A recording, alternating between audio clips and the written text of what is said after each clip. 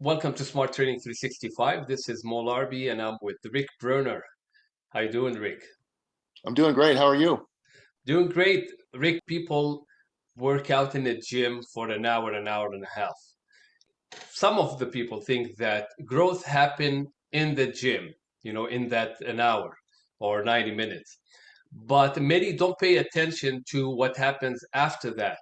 Like the gym is only the exercise is the stimulus, but there are many factors if the goal is muscle growth that are involved in that process. Recovery is one of them, stress levels, sleep, but nutrition is very important too, and supplementation. And many people think of protein, which is like the number one, source. Like when you ask someone what do you need to feed your muscle, they will say protein. But can you tell us the importance of amino acids and what are amino acids? Well, amino acids are protein fractions, and all proteins are composed of different amino acids. There are about 9 essential amino acids that the body doesn't make, and we need to get those in any proteins that we're eating. The other amino acids the body can make from other amino acids that it has in tissues and whatnot. So we're constantly shuttling proteins around and amino acids around in the body. Um, but the essential amino acids are extremely key to anabolic growth after a workout because the body, you've created the stimulus from the workout, but then after the workout, you've got to feed it more proteins and amino acids, and also those have some signaling molecules for anabolic drive and recovery as well for the anabolic process, primarily in the area of translation, which is RNA working on building the proteins in the ribosomal RNA. I don't want to be too technical, but body is looking for these different amino acids in recovery, and if it doesn't have them, it doesn't build any muscle. So that's why we have to get the right profile of amino acids in recovery. So you said non-essential. So that means there is essential and non-essential. So can you tell us like what does it mean, non-essential amino acids, and why they are called like that? Well, those are the ones that the body can make. So the essential ones mean that the body doesn't make them. The body has to get them from foods, external sources. So the foods that we eat, whether it's a free-form amino acid or a protein powder like whey or casein or even soy or a piece of chicken or a steak or something like that, those are going to have a certain amount of essential amino acids that the body can then use to build other proteins. And then there's other kinds of proteins in the body. There's, mostly when we're working out, we're talking about skeletal muscle proteins, like your biceps and your pecs and stuff like that. But then we have collagenous proteins in the body: hair, skin, nails, joint tissue, even the sheath around muscles is a different type of protein. And it's going to look for certain essential amino acids to build it. So like collagen is popular right now because it has 3 primary amino acids: glycine, proline, and hydroxyproline, that are essential to building collagen. They're not the only thing needed to build collagen, but they're the thing that's kind of the rate limiting factor in building collagen. So it's like if I was building cars, and the proline was like the engine, and I have all the parts to build my cars in the shop today, but nobody delivered any engines to me today, I can't build a single car. So it's the same with the body. The body's going to be looking for certain amino acids, and for skeletal muscle, it's those essential amino acids. And a lot of athletes have heard of branched chain amino acids, and they do oftentimes take them for anabolic growth, and they have a place too. But they're also in other proteins. They're in casein, they're in whey. Whey has a very high ratio of branched chain, and especially leucine. So that's why it tends to have a premium place in the market for athletes that want to build muscle. Hmm. So what happens if there is an imbalance in the intake, in the daily intake of the essential and non-essential amino acid for general health first, and then for someone who's athletic and wants, let's say, also to build muscle, like athletic in terms, like let's say he plays soccer or football, whatever, or Mhm. also someone who's trying to build muscle? Well, I mean, the average person that's just eating food is probably fine for them as long as they watch their diet and get a balance of vegetables and fruits and meats and things like, or other protein sources, legumes, beans and rice. Those things have protein in them too, as we know, but they're not maybe as high a quality as what an athlete would probably want sometimes. So an athlete may need to supplement with certain amino acids to boost the anabolic activity and recovery. So the the exercise itself is catabolic. The exercise is breaking down muscle as we speak. You know, when we're working out, we're actually breaking down muscle. And then in recovery, and that recovery window is pretty long actually, but the first 5 hours seem to be the critical point where you want to introduce additional proteins to take you out of that catabolic drop and bring you up into an anabolic ascension. So we want Just to take to explain that point a little bit, because some people say, "Wow, exercise makes me in a catabolic phase." Is that something normal, natural? Is that a good thing? Yeah, sure, because it's just a byproduct of the muscle contractions. The muscles are going to look for energy compounds, and it's going to be disrupted a little bit. We're creating in a workout where the goal is to really create a functional stress, so that we're stressing the muscle in a way that the body then basically kind of simply says, hey, he's stressed me functionally. Again, not overstressing me, not breaking down so much muscle, but enough to where the body says, oh, now I need to adapt and I need to grow. And so, that's really the key. So yeah, we're in an anabolic phase, but then we can easily get out of that when we take in proteins after the workout in recovery. Right. Um, you said catabolic or anabolic after the workout? It's anabolic after the workout. Anabolic. Okay. Okay. Yeah. Well, as long as you're taking in some protein, you're anabolic. If Right. you don't take in protein, if you just trained, you're in a catabolic state for an extended period of time. You have to feed the body the things it needs to get to the next level to be anabolic. So the only time you're going to be anabolic, I mean, somewhat you can probably be anabolic after the workout without taking in food, but you're going to be pirating those amino acids from something. So Mhm. what we want to do is feed it more amino so that it can grow. And it's a small percentage every day, that you're working out. I mean, it's not like all of a sudden your biceps are 12 inches and the next day they're 15 inches. This is a long-term process to build muscle. So you're breaking down during the workout. There's a short phase after the workout where you're also catabolic because it's kind of coming out. It's about a half an hour probably if you get whey protein in or something like that. And then you feed it protein powder within or proteins and it's not just whey, but it could be other proteins, but Yeah. Like feeding. chicken.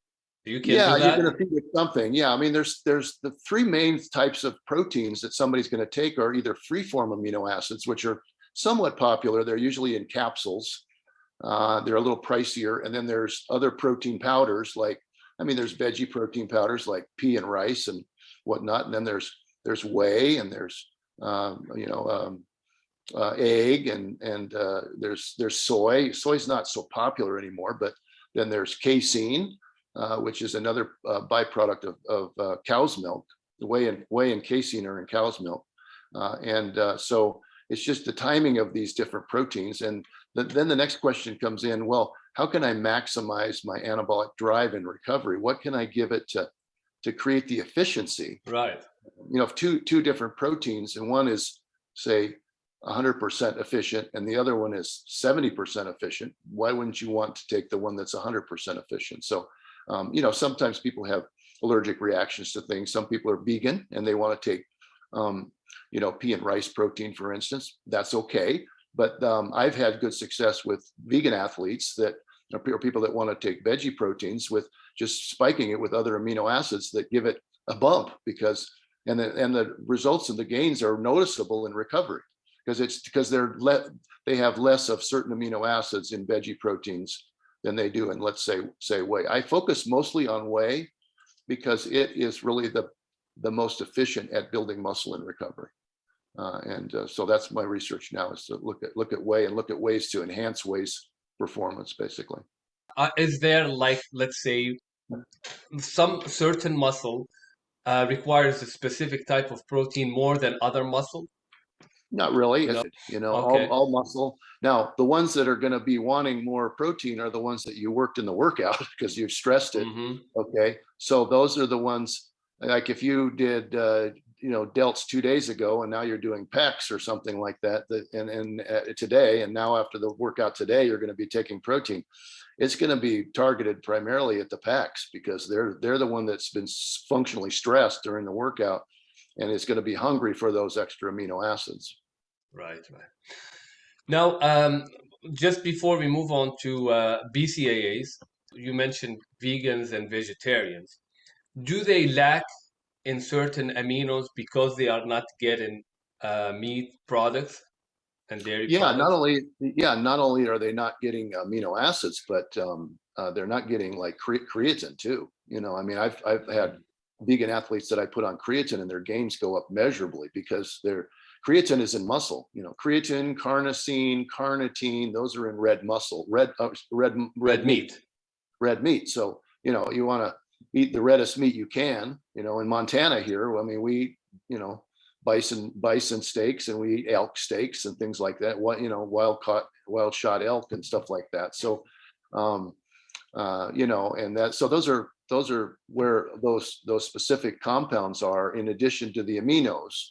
And creatine is one of those, which is why creatine works extremely well for a lot of athletes, vegan athletes especially, because they're not getting any, and they would see an improvement in ATP in the muscle to give them more powerful muscle contractions, which then transfers to better gains. So Right.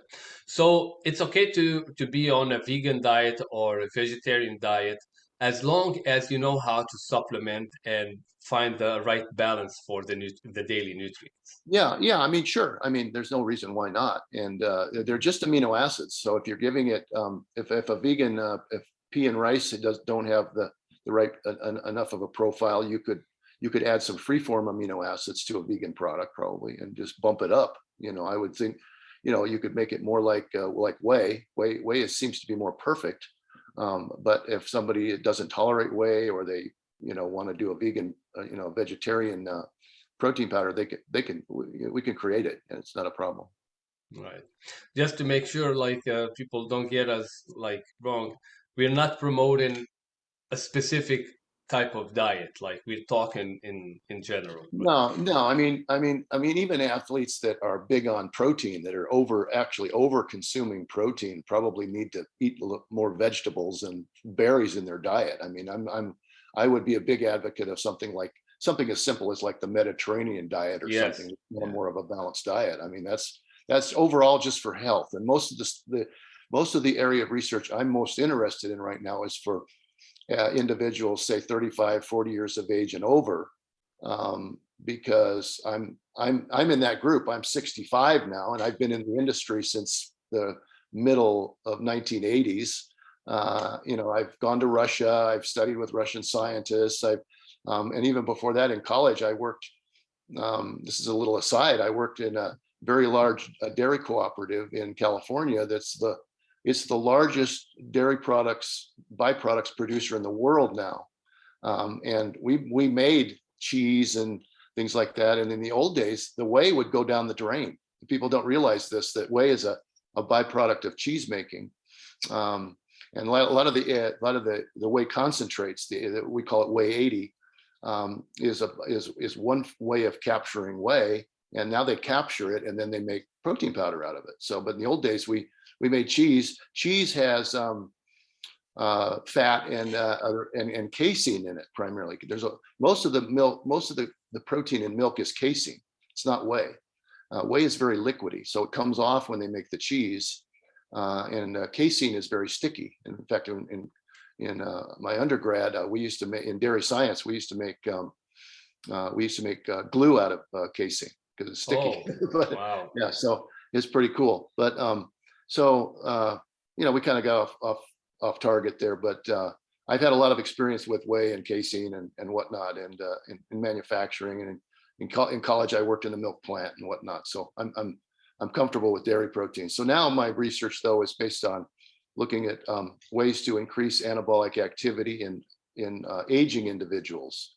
And that could be somebody in their 40s or 50s or 60s that just wants to maintain their muscle mass and get back to doing what they loved in the past, maybe hunting or playing baseball or softball or throwing a shot put or whatever they were doing, or just being able to pick up their grandkids, kind of thing. Yeah. Because we tend to drop off and we, one day we're not 20 anymore, and so that's what's fascinating to me is how you can work with those individuals to increase their muscle, because muscle is health. We need muscle. Muscle is for everything. It's for blood sugar control. It reduces inflammation. It for cardiovascular health, for brain health. We need to exercise and we need to work on muscles. And so the proteins are just something that's going to allow us to build more muscle, which is going to increase our strength, and then it's going to allow us to build more and more, and we just build on it. So yeah. So when we talk about the BCAAs, are they included in the amino acids? Yeah, they're in all proteins. Branched chain Mm-hmm. amino acids are just 3 amino acids: leucine, isoleucine, and valine. They have they're essential amino acids, so that we do need them. Mm-hmm. But they're in proteins, so they're in all kinds. And whey has a very high percentage of branched chain amino acids already. Okay. So if you take enough whey protein, I'm still researching this, and for older individuals, it might be a little bit different. Older individuals need more whey protein, or I'm just specifically talking about whey, just because that's what I'm studying now, and I'm working on some things. But older individuals, for instance, would need more whey protein than an athlete or a younger person training. How So much? What do you mean more? well, if a younger person could get away with probably 20 grams is plenty, and there's a ceiling. So more is not necessarily better at all. More has been shown to do nothing more than the lower dose. So 20 grams of protein is generally enough for a younger athlete. Now, an older athlete may need a bump. They need to go up to 25 or maybe even 30 grams of protein in a dose after a workout, for instance, to get that anabolic drive back that they had when they were younger. So it just seems to be a little bit more of a need for more protein, and certainly more leucine. Leucine is kind of a unique amino acid in protein, because it's not only a part of structure, but it's a signaling molecule for anabolic drive. And some athletes may have heard of mTOR. Right. mTOR is an enzyme. It's the anabolic driver of growth. So for athletes after a workout, you want to be in robust mTOR for a good period of time. Especially the first 5-hour window. So that's when you take your whey protein, you get a good amount of leucine in there, and we're looking at maybe some other things that we could add to protein powder that would give it a bump, but leucine is one of those signaling molecules that helps. So the reason I asked you about we find it in the amino acids, because there are supplements that only about the BCAAs, So what's the purpose of taking these separately, even though many people are getting protein and eating protein? So when taking these supplements separately will be beneficial? Branched chain, well, if somebody's deficient in them, for instance, if I was eating a veggie protein, I probably would want to take some branched chain, and especially the leucine, and that would help because it's as I said before, it's higher in whey, for instance. But that's kind of the main thing. There becomes a law of diminishing returns, though, with adding protein powder or adding aminos or things like that to a program in recovery, because the body has a limit to how much you can utilize and what it needs in recovery. So just by adding more branched chain, so if I was taking whey, a good amount of whey, I probably wouldn't generally need more BCAAs. The only one that's really of value at that point is leucine, because the other two BCAAs don't turn on TOR. It's the leucine. Yeah, isoleucine and valine don't do anything. So or minimally, if anything. And so leucine is the main driver of as far as an amino acid. There's other things that drive TOR, but mTOR. But leucine is high in whey. So if you're getting 20 grams, or if you're an older person and you're getting 25 or 30 grams, you've got plenty. You've got a good amount in there that you can work with. So, what makes me the best I can be is being smart about your choices, pursuing muscle building, but pursuing it sensibly, pursuing it logically, scientifically.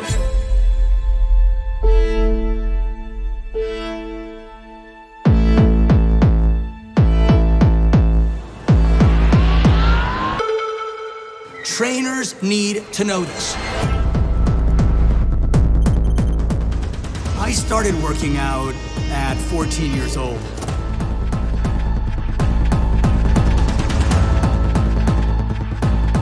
This is where it all began.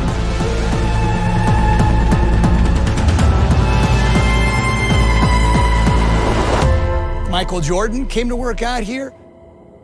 Right there in front, I stood there with Dave Draper.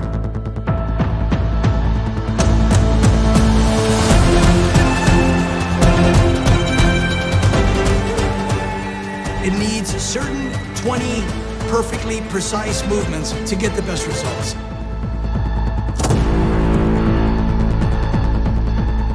Because I thought, you know, this is not an industry I want to be a part of anymore.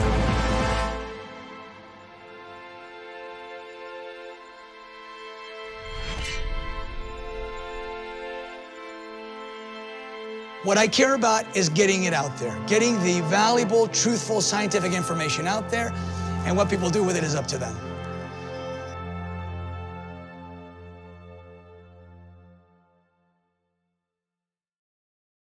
So leucine is something that, you know, we didn't hear much about before. Is it something new? Like, or maybe I'm not informed enough about it. But I started hearing more about leucine lately. So what's the deal with that? well, some of it, it's leucine. You know, branched chain amino acid supplements have been around for years. So and so it's nothing new. But the nutrition industry. So there's there's an old song that I like to refer to. It's called "She Blinded Me with Science," and it's by Thomas Dolby. It was produced back in the early 1980s. Blinded by Science. Okay, it's a funny song. If you ever get a chance, check it out. Okay. But I always say you can use science to blind you. Okay, you can present one side of science that you want because you're marketing a product, and you can cite, well, the science shows, and that's your bias, basically. True. But whereas other science might show the opposite. So whenever I look at science, I may look at hundreds of science papers to try to get an idea of what the heck is going on, because it's all context specific. It's all how the scientific study was designed and everything. So there's the science, there's the science, and then of nutrition. Okay, and the science of nutrition can be abused too, because we can tweak it to whatever we want. Because if we find one paper that's from some country or whatever, and it says this, and we can say, well, there's our marketing hit tool. And then the other part of it is the business of nutrition. So it's a big business, and so companies are making all kinds of products. I see so many companies making, like, I went online the other day and looked for a certain herb, because I work with different herbs too for anabolic activity.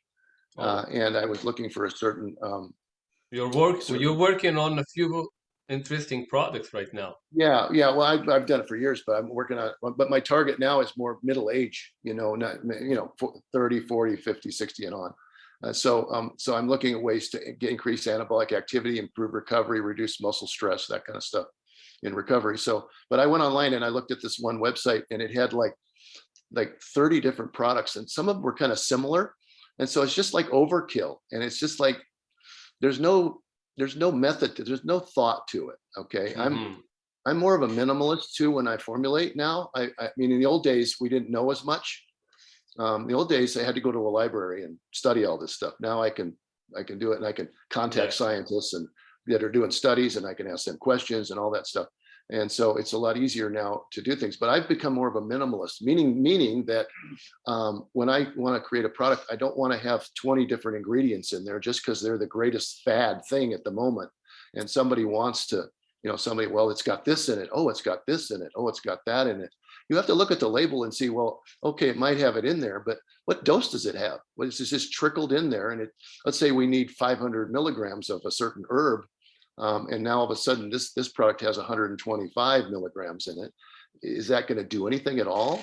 And I think a lot of times it doesn't, because it's just trying to pack a bunch of stuff in there. And vitamins too, people putting vitamins into, kind of extra, well, it's got extra B vitamins and this and that. And that's the business, that's the marketing of nutrition in the industry. I think you want to get, and there's nothing wrong with vitamins, maybe a multivitamin is something like that you want to take. But you don't have to pack it in everything you create, and you don't have to have 40 different supplements or something like that. The other thing that does is it's overkill, and it creates confusion. Okay, I like to be simple when I explain things, hopefully to a point, and I like to be concise, and I like to get athletes on supplements that are going to actually benefit them, and they're going to know how to use it properly, and when to use it, and how much to take, and things like that, and not be overkill with things. So is that because of the leucine, right? So the leucine is the one that is really important of the three. Leucine is the main driver for TOR. And it's highest if you buy a branched chain amino acid supplement, you're going to see it's higher in leucine than it is the isoleucine and valine. But the question is, do you need it or not? Now, maybe you do, maybe you don't, kind of thing. But yeah, branched chain amino acids are pretty popular now too. Yeah. If a doctor prescribes something, or if someone knowledgeable like you prescribe something to an athlete, okay, does the quality of, let's say, if you say you need to get a leucine supplement, okay, and you need to eat an apple, does the quality of those two things, the ingredients, does it make a big difference if those ingredients are based on synthetic sources, or if they are more like as a natural sources? Well, I'm not averse to synthetic sources. Like, for instance, free-form amino acids are usually made. Okay, they're not like, we didn't take like a piece of chicken and all of a sudden parse out all the single amino acids in it. They're made in a factory. But and there's nothing wrong with that. To create an isolate. But we do probably need to get more from fresh foods and things like that than we oftentimes do. Oftentimes athletes, anybody, wants the magic pill. Okay, like that. Well, I want the magic thing, and there is no magic. It's hard work. It's knowing the right things. I call it know power, KNOW power. You have to know things, and you have to know how to train, and then you have to properly, and you have to know how to recover properly. So I don't think it's necessarily. I'm not big on most synthetics. Amino acids are kind of an exception. They're not. I don't call them synthesized. A lot of them are made by bacterium, actually, and they to isolate the specific amino acid, because we can get leucine, we can get lysine, we can get tyrosine as free-form amino acids, and we can get blends of free-form amino acids in capsule form. Generally, they're in capsules. But so I guess hopefully I answered your question. Yeah, I mean, you did. Yeah. It's still more skewed more towards the natural area, but and I, for instance, I don't like a lot. When I work with herbs, I don't like I don't like to buy herbs from certain countries because they synthesize isolates, and isolates are not like a certain compound, for instance. and isolates can be too harsh on the system. And we saw that years ago with mahuang and ephedra. You know that ephedra was ephedrine is a drug, but we saw, I think, some mahuang, which is an herb which has ephedrine in it, and we saw it being spiked. What does it do? Sorry. Well, it increases lipolysis, it's fat energy and fat burning. So it got banned because it was countries were spiking it with a synthetic, and so you have to be very careful when you buy raw materials of where you're sourcing them, because a lot of stuff comes from countries that I would not buy from. So yeah. Rick, you're working on products. What makes, like the market is full of supplements and and known supplements. So the products that you're working on, how will they be different as compared to what's there? Or how will you source the material as compared to what's in the market right now? Well, so I mentioned simplicity before, and so I am working on creating some new products that are minimal. In other words, they might have a single ingredient, or they might have 4 or 5 ingredients, and that's about it. Okay, I don't want to overkill. I want to target the ingredient for the specific mechanism of action that I want it to do, whether it's building muscle or burning fat or reducing inflammation or something like that. So, increasing cellular energetics. I mean, there's a number of things. So I would I would create products that are more tied to that need, not trying to do a shotgun approach, not trying to add so many ingredients in that just because they're in the marketplace and everybody sees, oh, it has this or that, I wouldn't use them. I'd want to use the things that would give me the best bang for the buck. And I've worked with elite athletes and just average athletes and masters athletes for decades now. And they're all a little bit different.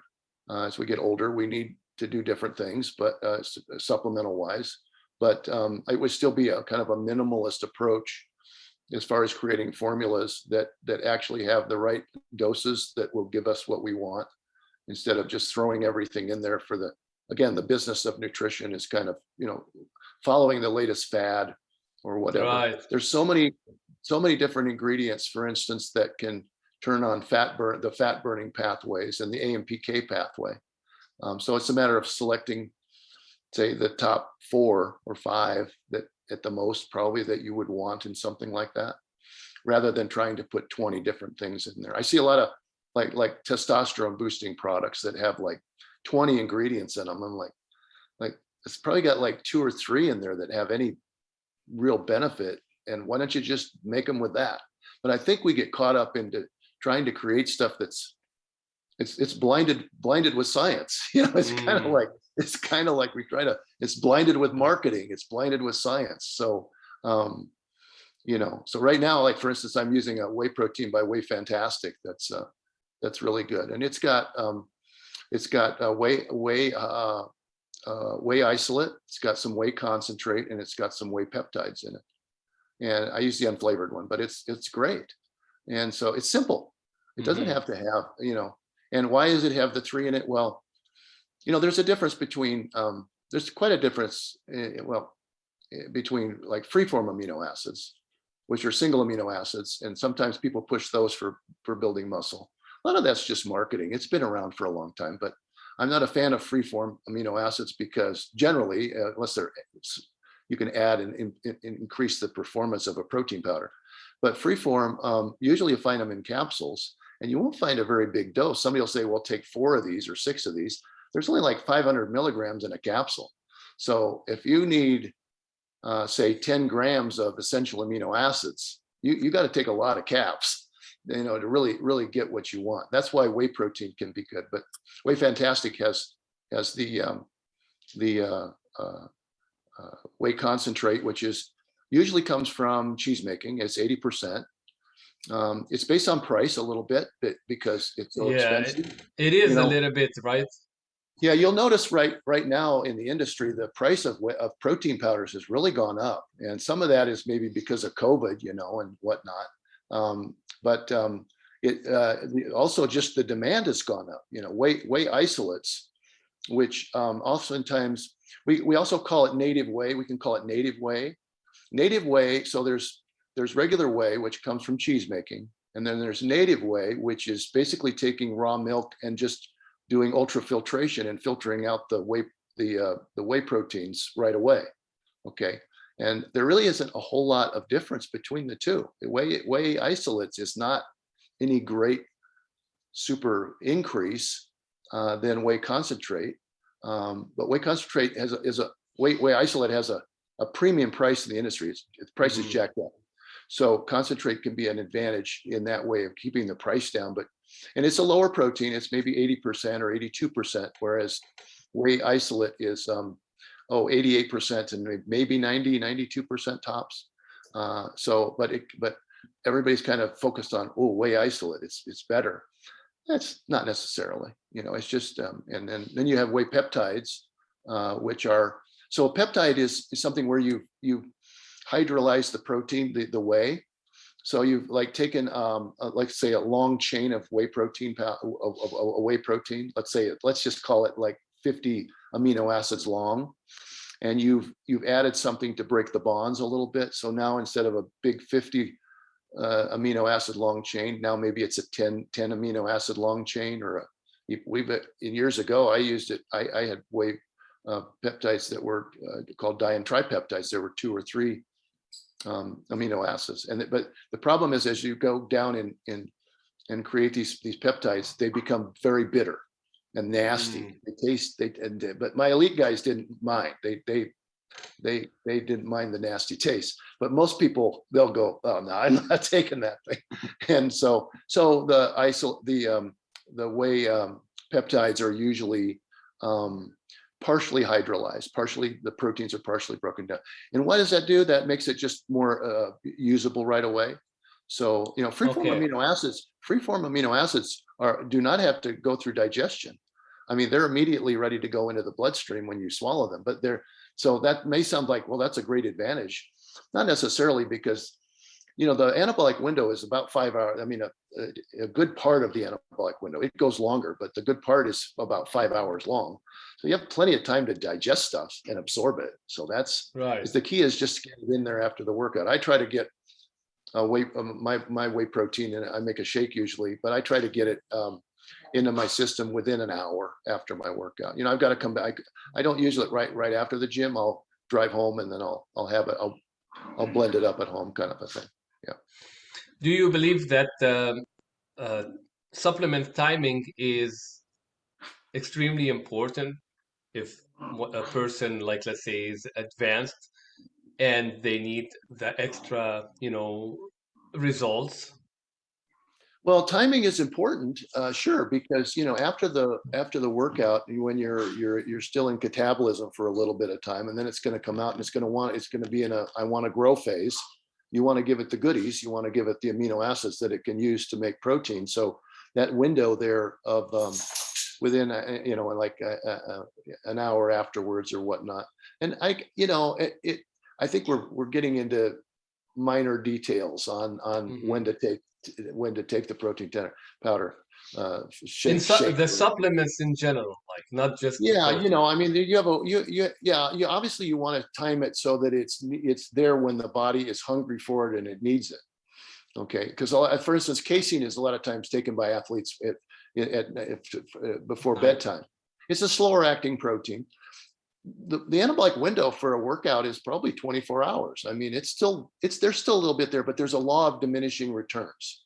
So the most anabolic activity is within that 5 hours after a workout.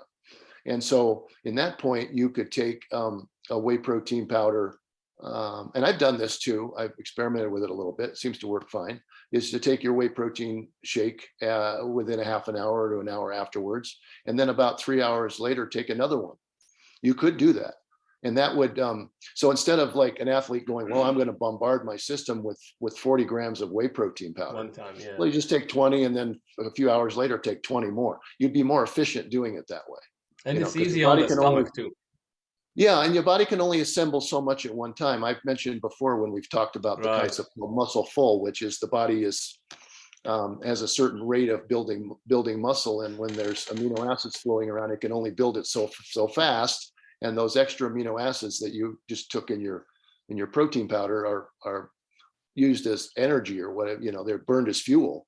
They're wasted at that point because there's only so fast it can build. But if you can take some of those, and again, you need probably for a young athlete 20 grams of whey protein at a time to maximize because it'll have enough of the freeform amino acids, and it'll also have enough of the leucine to turn on TOR at that point. But older athletes are probably going to need maybe 25 to 30, you know, depending on their state and their condition and whatnot, kind of thing.